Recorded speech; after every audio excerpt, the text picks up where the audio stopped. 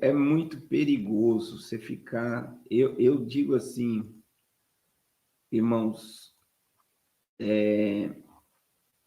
a gente ficar dentro de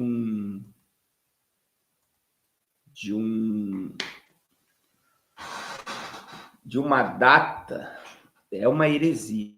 Uma coisa, a gente está muito próximo da volta de Jesus, muito próximo da volta de Jesus, mas a gente não pode se mover facilmente do nosso entendimento sobre essas coisas. Sobre essas coisas. A gente tem que estar com os olhos e com...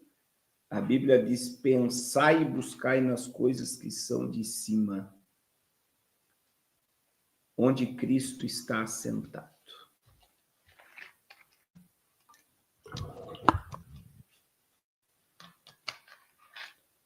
Então, vamos ser os crentes Maranata.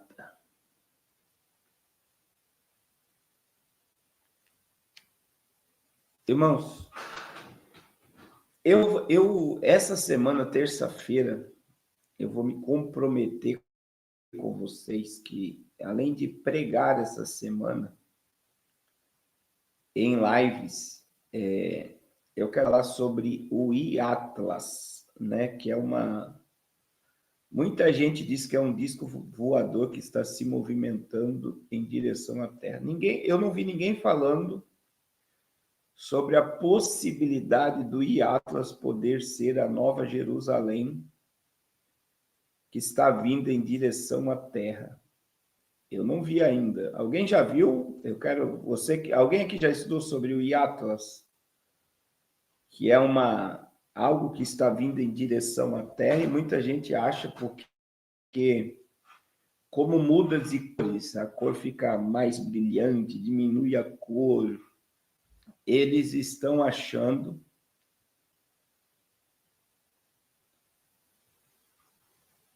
Olha só, manda para mim essa matéria, Erivaldo, né? Você já viu, Isaac, que pode ser a nova Jerusalém vindo em direção da Terra?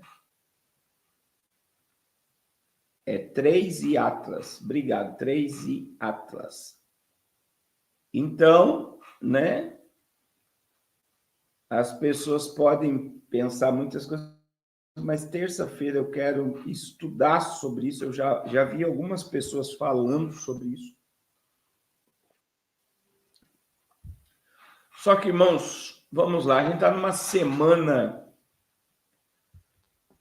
decisiva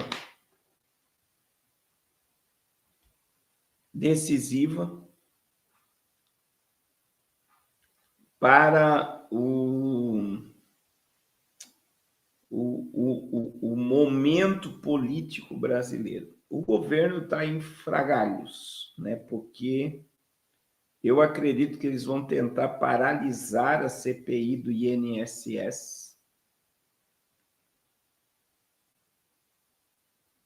Isso é uma questão, né?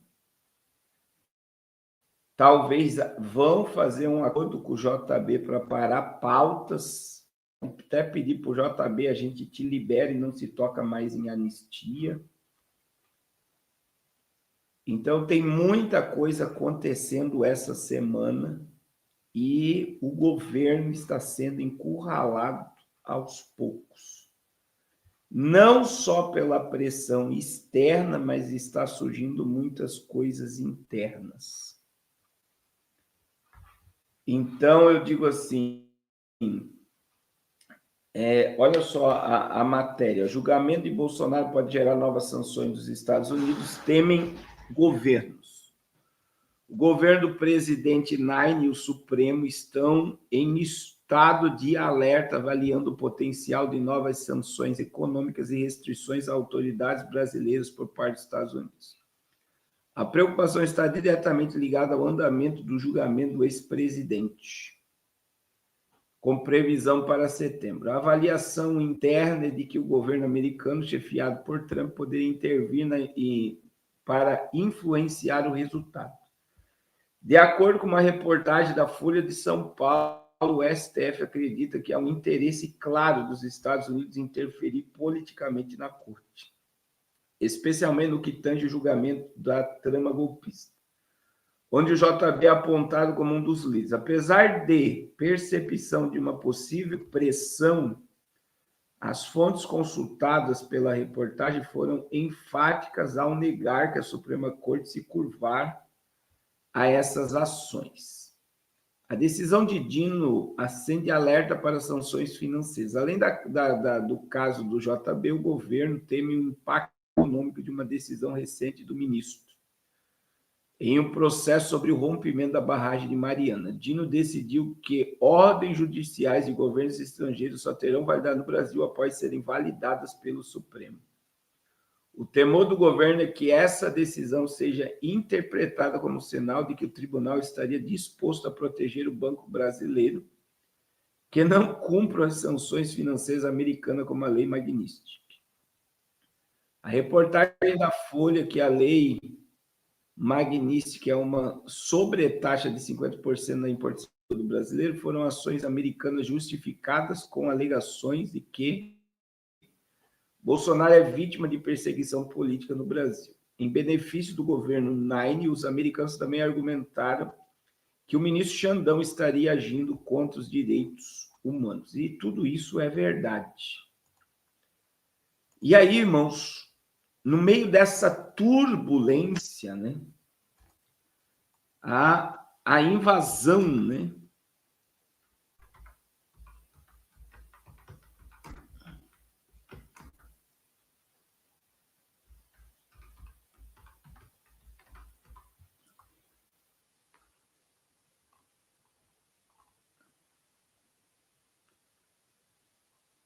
a invasão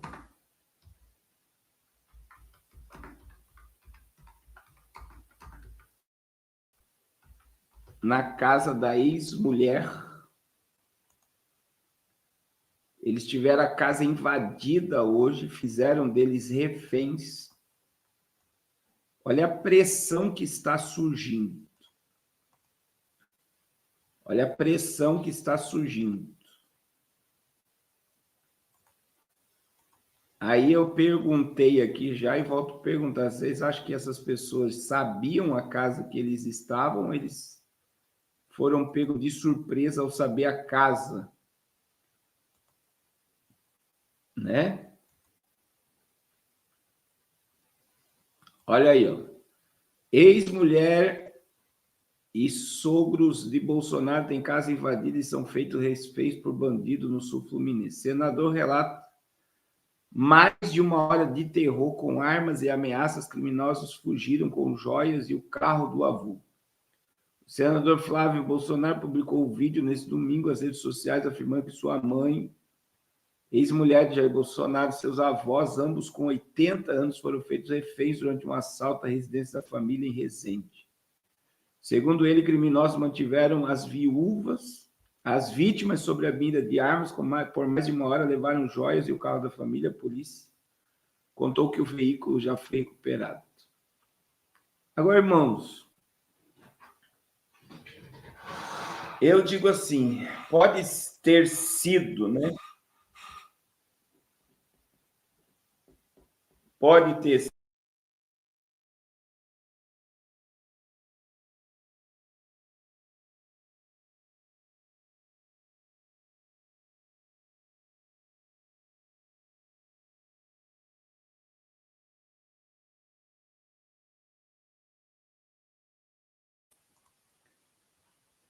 Perdão, deu travado. Pode ter sido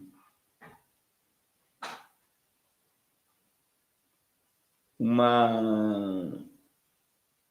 A gente já falou sobre o Pacto do Futuro aqui. Pode ter sido uma intimidação? Pode ter sido uma intimidação. E aí, veja que o Eduardo Bolsonaro, ele falou, olha, eu achei interessante a fala do Eduardo, porque ele falou assim, eu estou com as minhas contas todas bloqueadas, se a minha família contratar um segurança para proteger minha mãe e meus avós, eles vão querer saber de onde está vindo o dinheiro, vão querer saber de onde está vindo o dinheiro. Presta atenção, irmãos. E aí, nem para proteger a família, o ex-presidente pode. Isso eu acho que nunca ocorreu na história do Brasil. Nós estamos falando de um ex-presidente que está tendo a mãe dos seus filhos, o ex-sogro, ex-sogra, numa situação de medo e terror.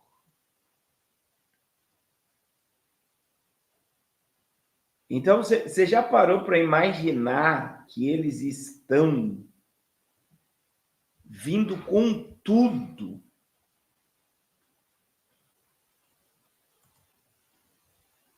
Com tudo e sem dó, né? Essa é a palavra. E é triste, tá? Triste. E aí, irmãos, o Paulo Figueiredo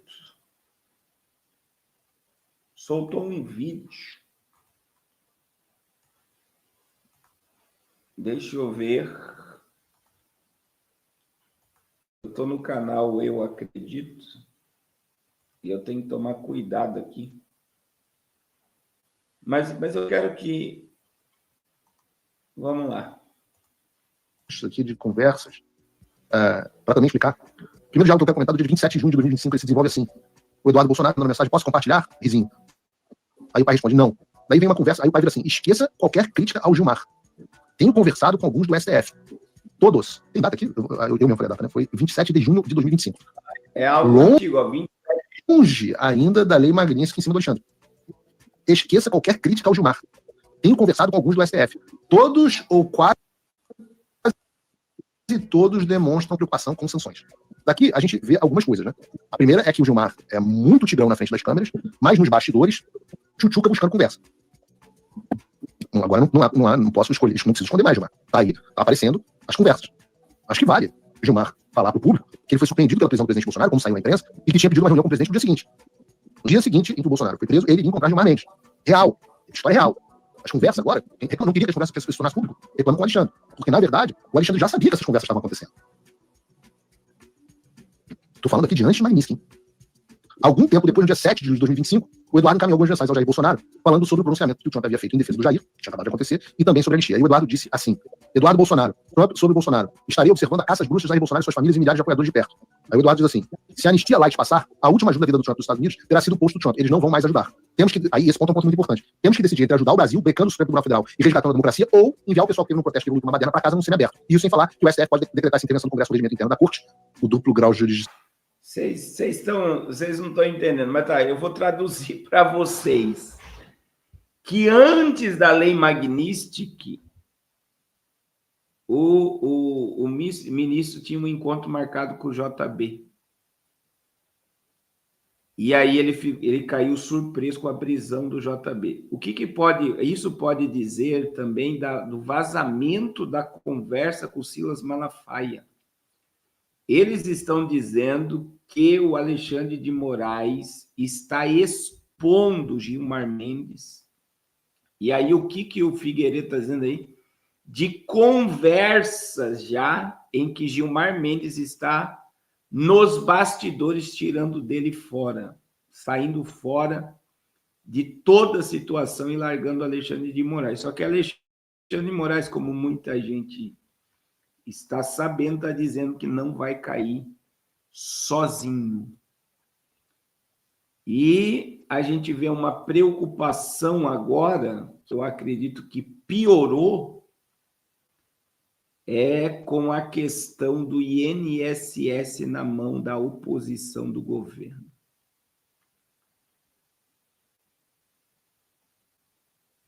Então,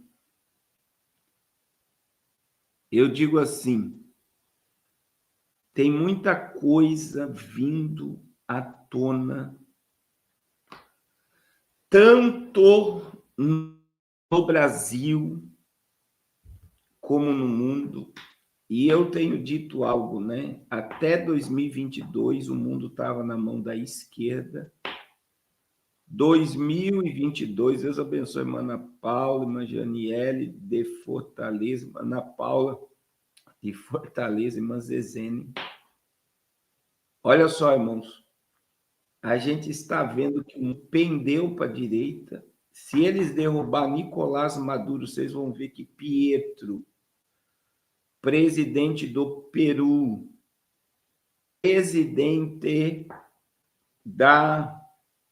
presidente do Peru, presidente do Chile, todos ficarão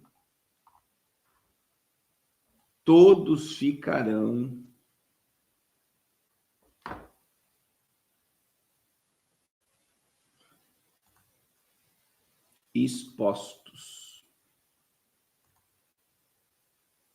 Então, a gente está vendo aí que nós estamos num barril de pólvora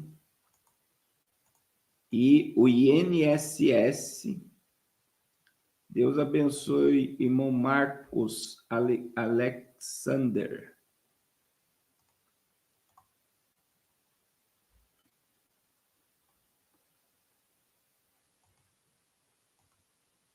Deus abençoe.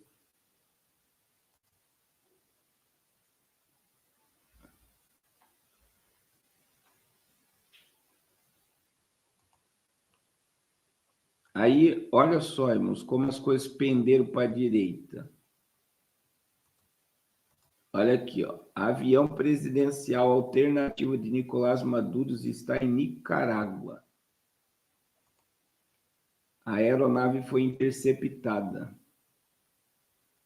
Aí foi, olha aí, a Grok, ó, a do IA do Elon Musk. É verídico que o avião presidencial alternativo de Maduro está na Nicarágua.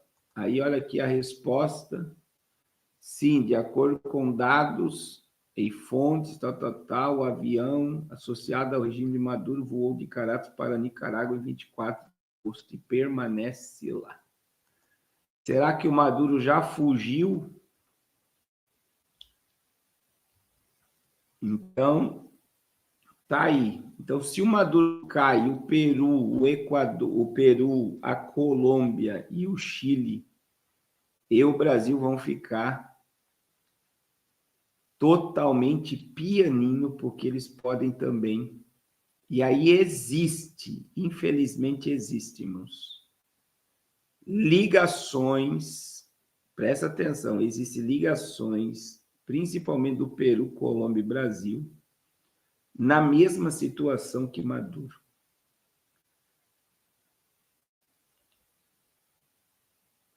No Salmo 21 está dizendo assim,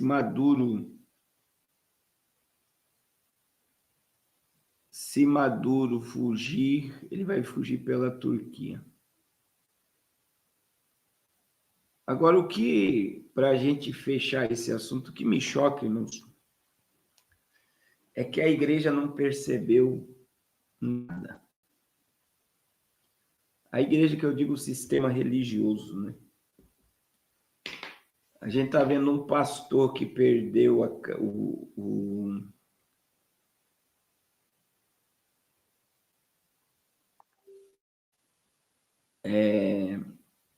perdeu o passaporte.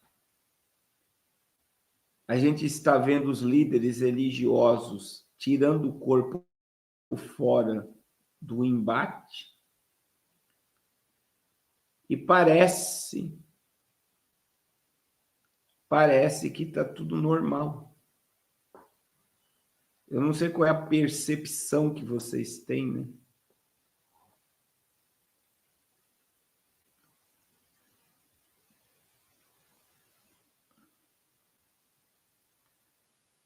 Mas parece que o sistema religioso